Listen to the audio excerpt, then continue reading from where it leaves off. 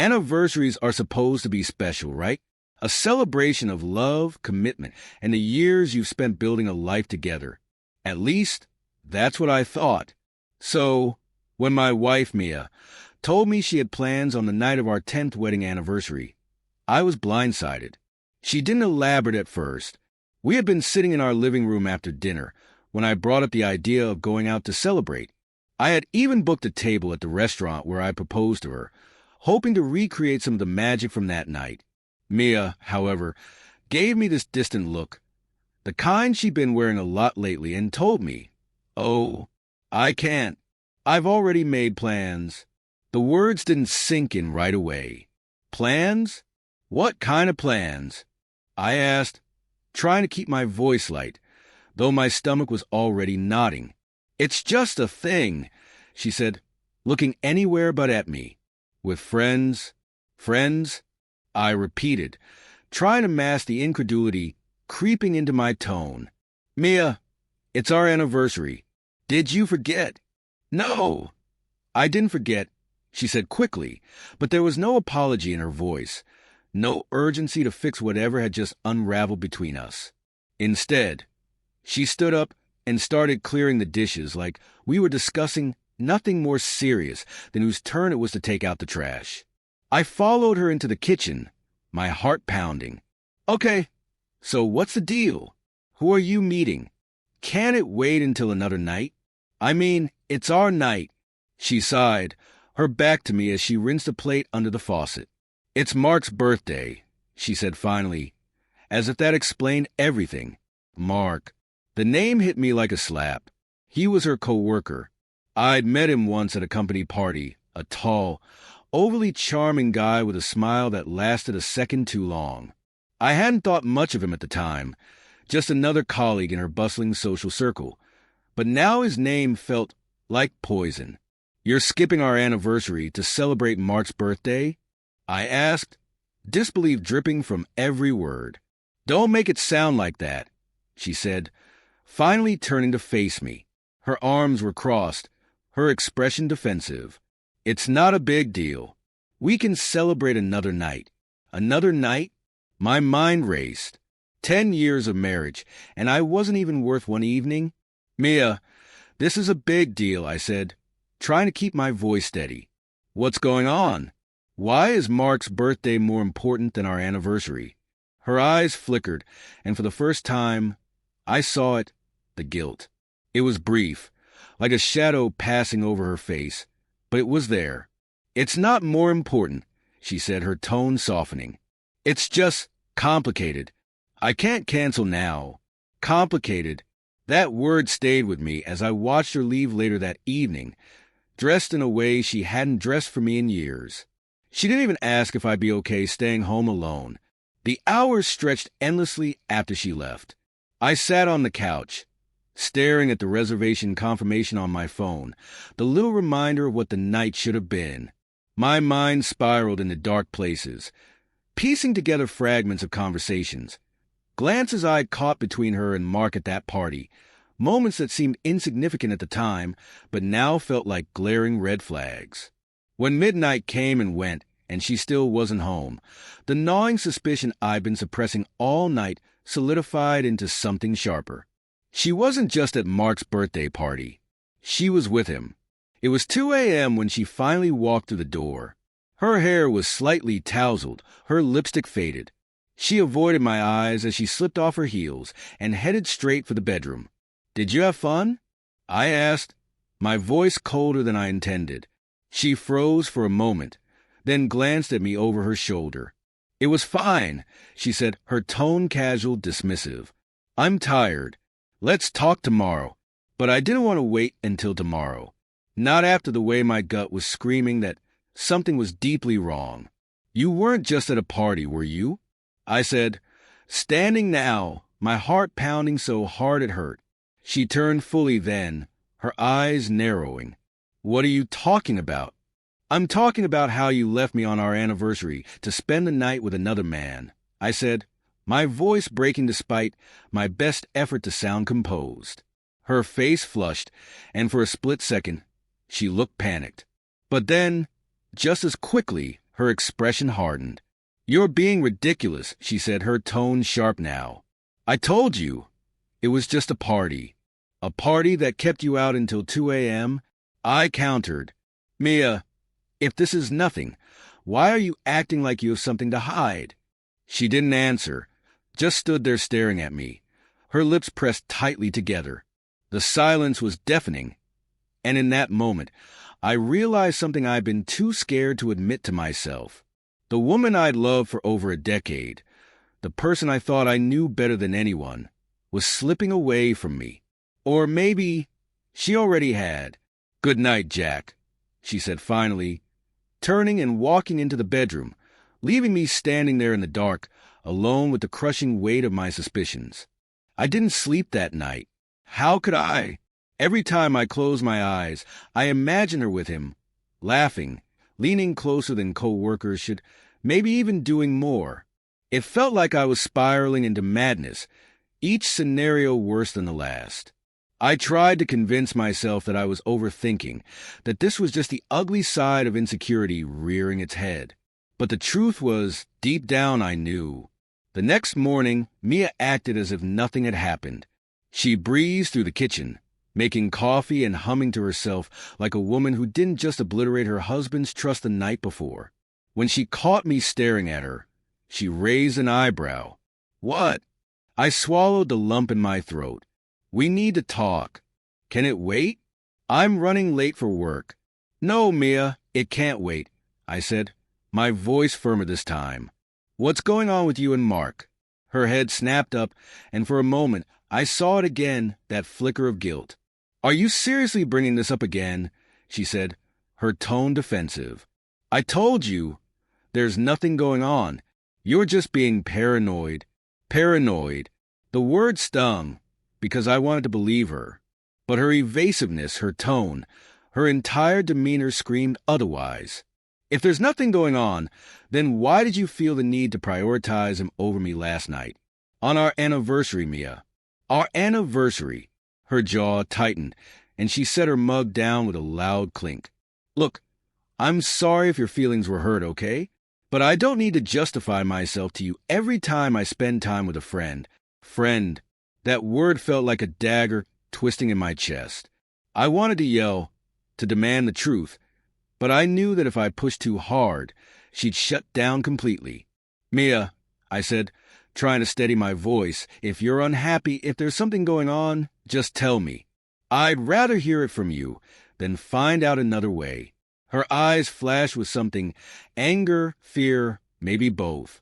"You're being ridiculous," she snapped. "I don't have time for this."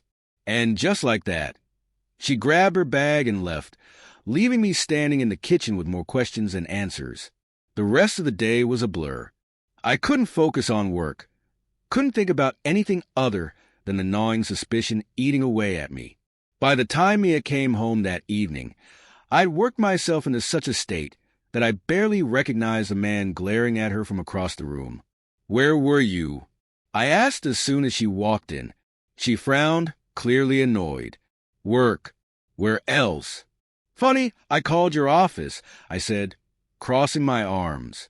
"They said you left early." Her face paled for a split second before she recovered. "I had errands to run."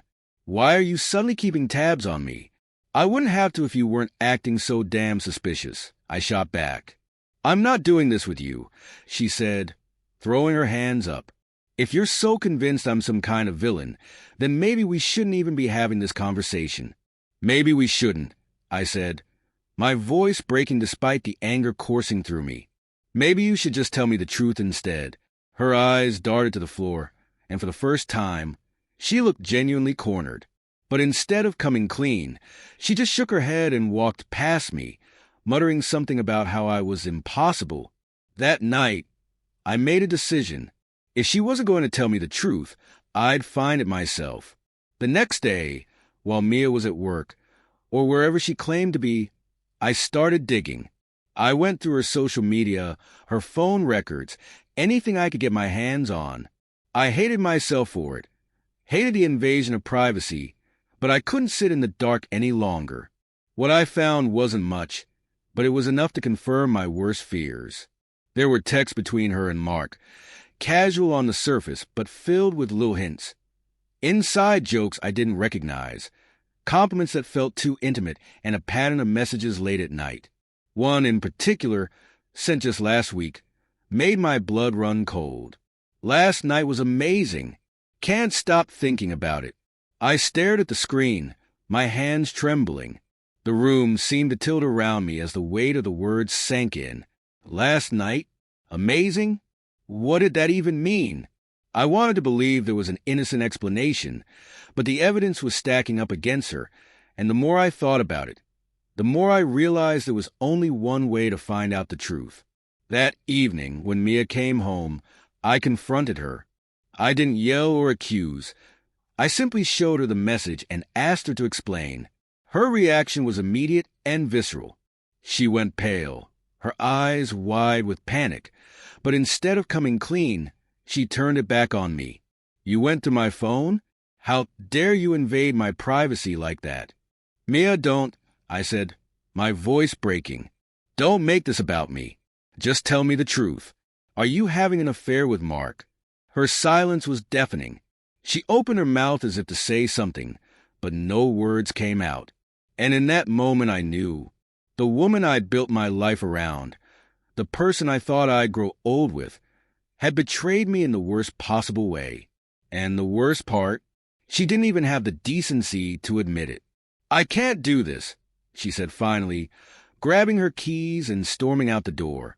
And just like that, she was gone again, leaving me alone with the shattered remains of our marriage. The hours after Mia stormed out felt like an eternity. I sat in the quiet of our home, the same house where we'd exchanged so many promises, where we laughed, fought, and built a life together. Now, it felt like a stranger's space, cold, alien, full of shadows that whispered doubts and fears I couldn't silence. I tried to rationalize, to tell myself that maybe I was wrong, that this was all some horrible misunderstanding. But the evidence kept circling in my mind like a vulture over a dying animal. Her silence when I showed her that message, the way she deflected instead of explaining, the late nights, the secretive behavior, the growing distance between us, it all painted a picture I couldn't ignore, no matter how much I wanted to. And then there was the matter of Mark, a man who, as far as I could tell, had been weaving his way into my wife's life while I stood by, oblivious. By the time the clock struck midnight, I knew I couldn't just sit and wait for Mia to come back with another half-hearted excuse. I needed answers, real answers, and if she wasn't going to give them to me, I'd find them another way. I grabbed my phone and scrolled through my contacts until I found a name I hadn't called in years, Elliot. Back in the day, Elliot had been the kind of friend you called when you needed someone who wasn't afraid to get their hands dirty. We had drifted apart after college, but I knew he worked as a private investigator now. If anyone could help me figure out what was really going on, it was him. Elliot picked up on the third ring. His voice was gruff, a little older than I remembered, but still carried that edge of confidence. "Jack? Man, it's been a while. What's up?" I hesitated for a moment, wondering if I was crossing some invisible line by dragging someone else into this mess. But then I thought about the look on Mia's face when she walked out, and the doubt vanished. "Elliot, I need your help," I said, my voice steady despite the storm raging inside me. I laid everything out for him. The missed anniversary, the late-night texts, the evasions, and finally, the message that had all but confirmed my worst fears. Elliot listened without interrupting, his tone professional when he finally spoke. "Sounds like you've got a gut feeling you can't shake," he said. "You want me to look into her? See what she's been up to?" "Yes," I said without hesitation. "I need to know the truth." "All right," he said. "I'll need some details, her schedule, places she frequents, that sort of thing. And if you've got any way to track this Mark guy, that'd help too." We spent the next hour going over everything. By the time we hung up, I felt a strange mix of guilt and relief. Guilt for snooping into my wife's life, but relief at finally taking action. Whatever was happening, I'd have answers soon. The next few days were excruciating. Mia's behavior didn't change much. She was still distant, still cold, but she didn't bring up the argument or her storming out. It was as if she thought ignoring the cracks would somehow make them disappear. Meanwhile, I did my best to act normal, to keep up the facade that I wasn't quietly unraveling inside.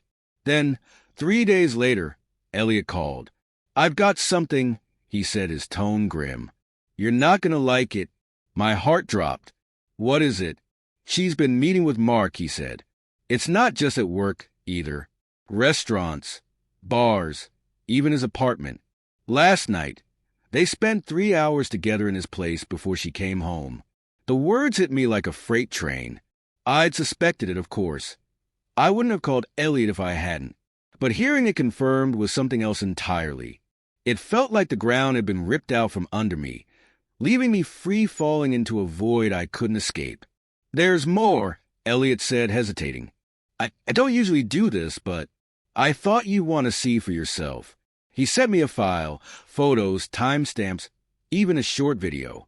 My hands shook as I opened it, each image driving another nail into the coffin of my marriage. There they were, Mia and Mark, laughing over drinks, sitting too close at a dimly lit booth, her hand on his arm. The video was the worst. A clip of them walking into his apartment together, his hand on the small of her back, a gesture so intimate it made me sick. I stared at the evidence for what felt like hours, my mind cycling through anger, despair, and a hollow kind of numbness. This was it, the proof I'd been waiting for, the confirmation that the woman I loved had betrayed me in a way I couldn't forgive. When Mia came home that night, I was ready. She walked in, her smile faint but practiced. "Hey," she said casually, as if everything was fine. I stood in the living room, my arms crossed, the weight of the evidence heavy in my pocket.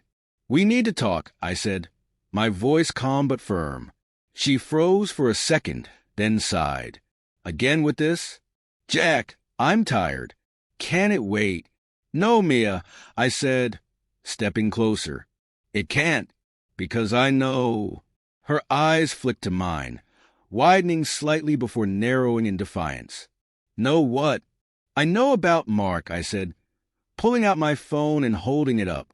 "I know about the late nights, the dinners, his apartment. I know everything, Mia.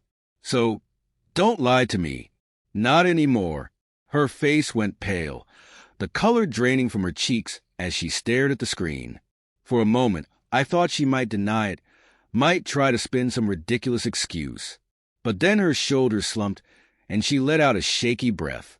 "Jack, I'm sorry," she said, her voice barely above a whisper. "Sorry," I repeated, my voice rising. "You're sorry? For what? For lying to me? For cheating? Or for getting caught?" Tears filled her eyes, but they didn't move me. "Not this time. I didn't mean for this to happen," she said, her voice trembling. It got out of control. Out of control," I said, my anger boiling over. "Mia, you destroyed us. Do you even realize that? You didn't just betray me.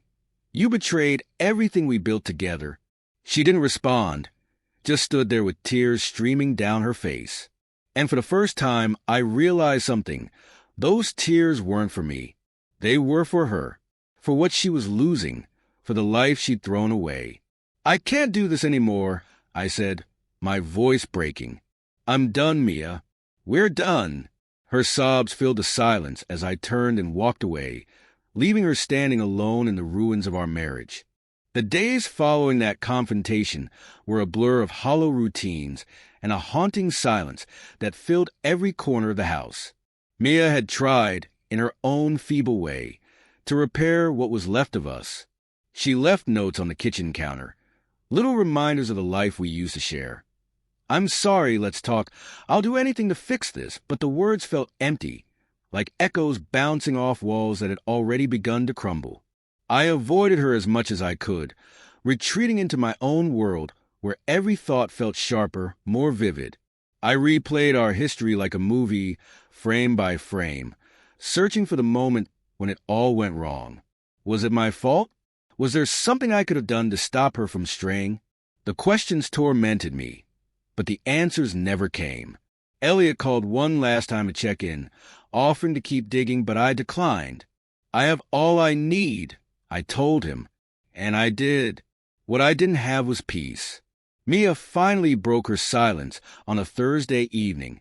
She came home earlier than usual, her face pale, her hands trembling as she set her bag down. "Jack," she said softly, her voice fragile. "We need to talk."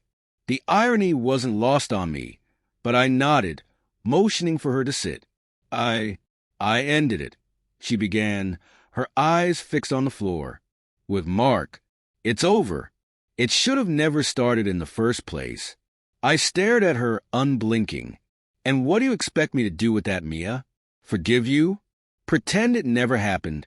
"No," she said quickly, her voice breaking. "I don't expect that. I wanted you to know that I'm sorry. Truly. I made a mistake, a terrible, selfish mistake, and I hate myself for it." Her tears came then, hot and fast, but they didn't stir the same pang of pity they once might have. I felt numb. "I loved you, Mia," I said quietly. "I built my life around you, around us, and you destroyed that. You broke something that can't just be fixed with an apology." She nodded, her tears falling harder. "I know," she whispered. "I know I don't deserve your forgiveness, but I need you to know that I never stopped loving you." I laughed, a bitter, humorless sound. "You have a strange way of showing it." Her face crumpled, and for a moment, I almost felt sorry for her. Almost. But then I remembered the photos, the messages, the lies, and the anger came rushing back. "This isn't just about what you did, Mia," I said, my voice steady now. "It's about who you are, the person who could look me in the eyes every day and lie to me, the person who thought I wasn't enough." She flinched at that, as if I'd struck her. "That's not true," she said, her voice desperate. "You are enough, Jack. You've always been enough. I was the one who wasn't." Her confession hung in the air like a weight, but it didn't change anything. The damage was done. "I don't think we can come back from this," I said finally, the words heavier than I expected. "Even if I wanted to forgive you, I don't think I could ever trust you again." Her sobs filled the silence, but I didn't comfort her. I couldn't. Instead, I stood and walked away, leaving her alone in the living room. Over the next few weeks, we began the slow, painful process of untangling our lives. We divided up the house, the bank accounts, the memories. It was like dismantling a monument, brick by brick, until there was nothing left but rubble. Mia moved out first, taking only what she needed. She didn't fight for the house, the furniture, or even the photos that lined the walls.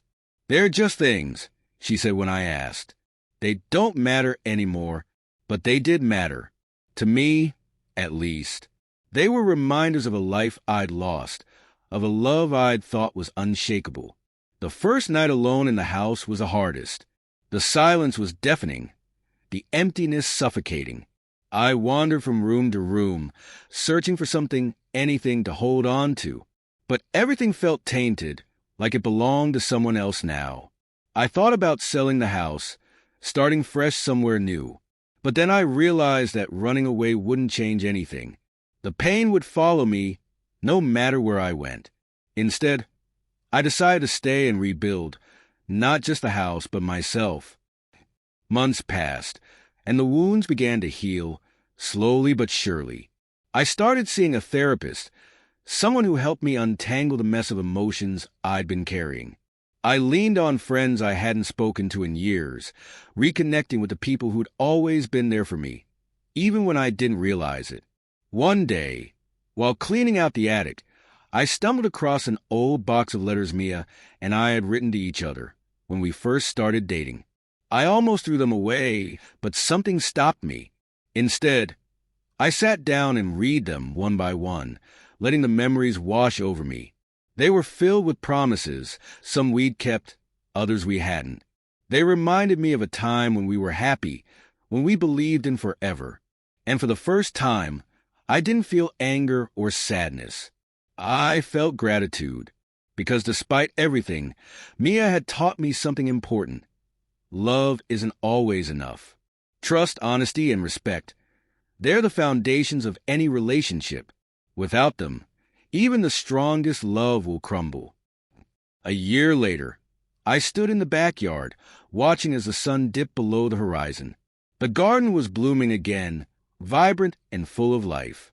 It was a small victory, but it felt like a symbol of something bigger. I didn't know what the future held, but I knew I was stronger now, wiser, and while the scars of the past would always be there, they no longer defined me. Mia and I would never share another anniversary, but that was okay. Some chapters are meant to end, no matter how much we wish they wouldn't. As the first stars appeared in the sky, I took a deep breath and smiled. For the first time in a long time, I felt free.